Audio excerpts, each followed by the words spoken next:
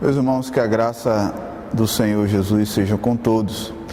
A reflexão que eu quero compartilhar com vocês encontra-se na epístola que Paulo escreveu aos Gálatas, capítulo 1, do versículo 6 ao versículo 9, que diz: Admira-me que tão depressa estejais passando daquele que vos chamou na graça de Cristo para outro evangelho, o qual não é outro, mas há alguns que vos inquietam e querem transtornar o evangelho de Cristo. Mas ainda que nós mesmos, ou um anjo do céu, vos anuncie outro evangelho, além do que já vos anunciamos, seja anátema. O apóstolo Paulo, nesse texto, está percebendo, está combatendo uma ameaça gravíssima à genuinidade do evangelho que foi pregado por ele e pelos servos do Senhor nos dias do Novo Testamento. O apóstolo Paulo percebeu que os judaizantes estavam proclamando um evangelho que não se identificava com a doutrina de Cristo. E eu entendo que o apóstolo Paulo, inspirado pelo Espírito Santo, tratou de uma ameaça, não apenas do seu tempo, mas dos nossos tempos também, sem dúvida nenhuma. É a ameaça do falso evangelho, que não se identifica com a doutrina de Cristo, que não se identifica com o verdadeiro evangelho. Meus queridos, nós vivemos dias difíceis, dias em que muitos crentes têm se desviado, se afastado do verdadeiro evangelho para seguir um outro evangelho. O problema é que esse outro evangelho, ele se apresenta como o verdadeiro evangelho. Ele tem aspecto do verdadeiro evangelho, tem uma espécie de formato do verdadeiro evangelho, mas não possui a essência do verdadeiro evangelho. Nos nossos dias, infelizmente, o evangelho que tem avançado e se popularizado é o evangelho do pragmatismo, é um evangelho humanista, é um evangelho mercantilista, é um evangelho baseado nas aspirações e nos desejos do ser humano.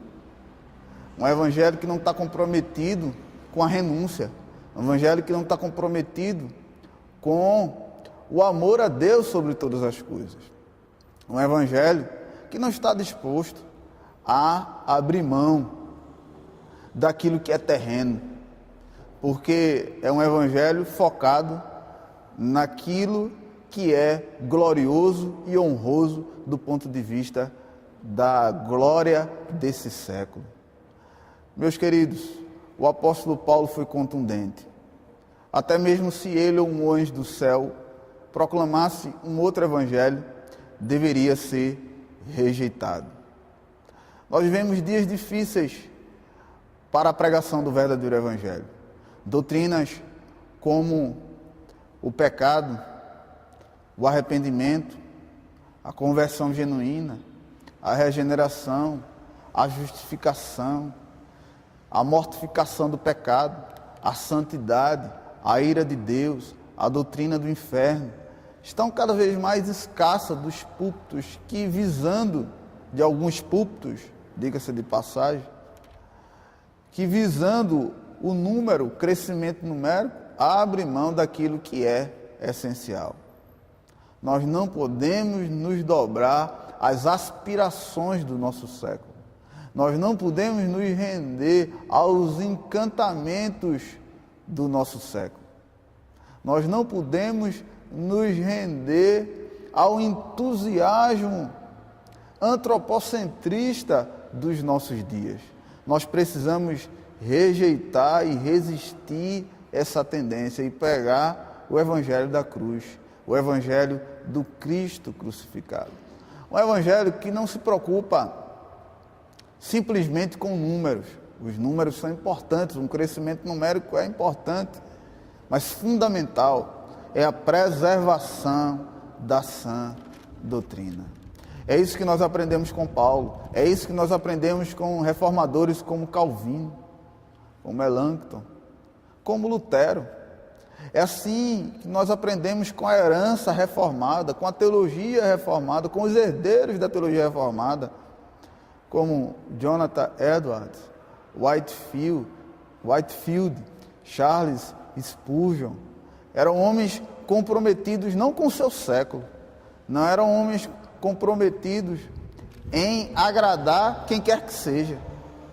Estavam preocupados com o status ou preocupados com aquilo que as pessoas iriam pensar, mas eles estavam preocupados em serem fiéis ao Todo-Poderoso.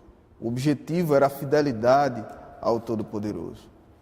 O verdadeiro evangelho, que não é o outro evangelho, é um desafio. É um desafio porque eu entendo que é não comungar com a maioria, que é não fazer parte da maioria e andar na contramão do sistema eclesiológico viciado naquilo que funciona e não naquilo que é verdadeiro. Assim, eu deixo para a sua meditação as palavras do apóstolo Paulo, que sem dúvida nenhuma são oportunas. Nós precisamos dizer que o outro evangelho, que glorifica as massas e glorifica as elites, que glorifica a liderança a despeito do Cristo da cruz, ele deve ser considerado anátema, maldito, para que Cristo seja glorificado e o nome do Senhor seja estabelecido. Ao Senhor toda a glória, todo louvor e toda a honra, em nome de Jesus. Amém. Deus abençoe a todos.